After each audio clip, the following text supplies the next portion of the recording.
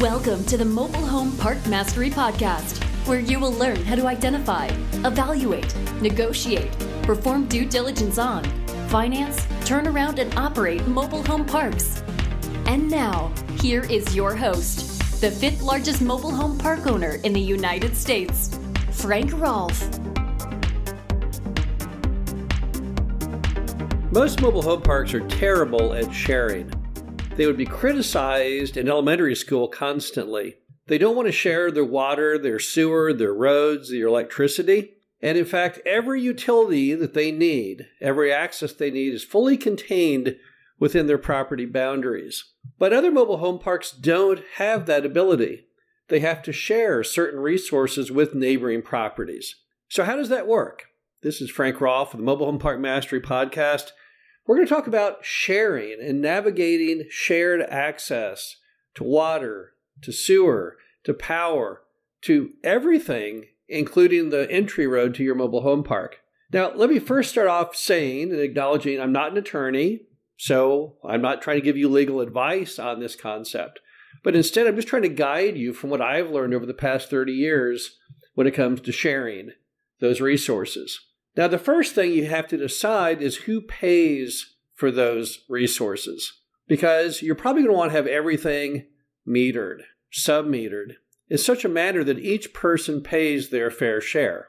Let's say, for example, the neighboring property, it's a single-family home, and it's tied to your water system. You probably don't want to give them free water because you have no idea how much they're going to use, or how much that use may grow over time, or what that cost would be. So it seems fair, whenever it comes to utilities, that we have an agreement in place that says who pays, how it's derived, and how all of that works. Because many moms and pops entered into sharing agreements without ever charging the neighbor or having some ridiculous program on what they charge. I've seen properties where they give the neighboring property owner access to their water and sewer for a flat fee of $20 a month in perpetuity. And of course, when they entered into that, they thought $20 was fair, but it was in 1965. So clearly, number one thing we want to focus on is who is paying for the utilities. And more importantly is who pays for the repairs, because that's an even bigger deal. I once owned a mobile home park out in Oklahoma City. Don't own it anymore. Sold it about 20 years ago. But one wrinkle that it had was that there was a sewer line that ran in front of the property and on down the street that was owned by the mobile home park. So all the other not even park, commercial properties, everyone tied into that sewer line. But if that sewer line had ever broken, if it ever needed to be replaced, it would fall back on the mobile home park. And I don't know what that would have cost to repair. It would have been a huge sum. So this could be a very large problem in many cases. When you have shared resources and that resource breaks, let's say, for example, you've got a water well on your property, and yet the neighbor gets to use your water. Well, who pays for that well if the well breaks? It's not fair that only you pay, because they're also being served by that utility. So it's very important that you analyze what could break, what those costs might be, and have some kind of sharing agreement that in the event that the utility breaks, that the other person is going to chip in their fair share. The same with roads. Let's assume that the neighbor gets to use your road to access their property. Well, there needs to be some agreement where they pay proportionally whatever the road repair costs might be. Roads are expensive. It may not just be pothole repair. It might be resurfacing the entire road. It might be $50,000 or $100,000. So how does that work? You're going to pay the $100,000. They're going to pay zero? That just doesn't seem very fair. Also, you want to have some kind of agreement on what the limitations are on any future expansion of their use of whatever that may be, whether it be road or water or sewer. Because let's assume that single-family home next door that got unlimited free water and sewer years from now decides to go ahead and put in a 8-plex apartment. How does that work? Who's going to pay for that? Do they get free use of water sewer? What if it's a 100-unit apartment complex? So we need to have some limitations on what that use can be. If it's a single-family home, it needs to be only a single-family home. If it grows exponentially into a complete mixed-use office development, well, clearly that's not going to be fair any longer. Also, who makes the decision when things need to be fixed? This is very important. You may have a road system and you've got a mobile home park, and so you think, well, I want to keep the road free of potholes. I want to keep it up to decent standards. I might go in and make the road much, much better before I refinance or sell later. But what if the other person that you share with, well, they've got a medical building and they don't want the customers to think that the road is any less than perfect? Who makes that decision? Who makes the call of when the road needs to be done? This became an important issue to us once on a mobile home park in Michigan because we wanted the roads to be nice, to be free of potholes. But in this case, the person who shared these roads was the city.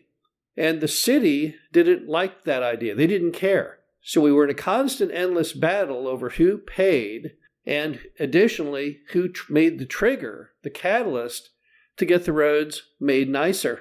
Because sometimes you may not agree with the other person, and as a result, that may cause endless conflict because you want to make things better and they don't, or maybe vice versa. Maybe your budget with the mobile home park doesn't allow things to be kept up to the best standard, but the other party does. So who makes the final decision? How does that work regarding when things get fixed and when they're left alone? Now, let me give you a couple real-life examples of things we've had happen when we share resources. One is a park that we used to own out in Arlington, and it was a very strange situation because basically we owned a third of an existing mobile home park, and a very well-known REIT owned the other 2/3.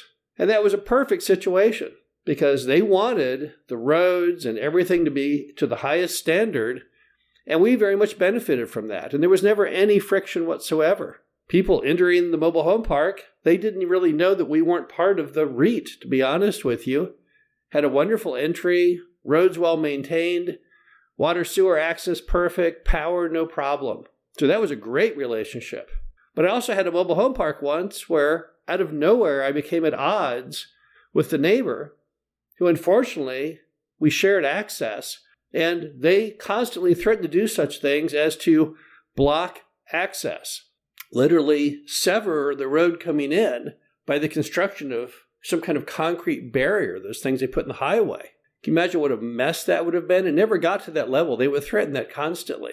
But that's the opposite end of the spectrum. You think you can have a happy shared relationship, but sometimes the other party turns out to just be absolutely nuts. It's important in all of these issues that you don't go with mom and pop's opinion. Mom and pop will always tell you, oh yes, we share a road, we share this, we share that. But they're telling you what you want to hear because they want to soft sell the situation. Maybe it worked for mom and pop over the past 50 years, but more than likely, it could be a catastrophe going forward. So don't let others try and influence your good decision-making by giving bad input to flavor it incorrectly. It's also very important in these situations, you're probably going to want to use an attorney to make sure that whatever agreement that you put together is perfect and it's perfectly situated for whatever state the property is located in. There's nothing worse than an agreement which you later find out that you've based all of your assurances on. It turns out it was crafted poorly or doesn't even follow state law. So you definitely want to get around that by using a good real estate attorney to draft it. Also, never get fooled by the fact that the other party that you may share something with seems very wealthy and therefore you assume they'll always make good decisions.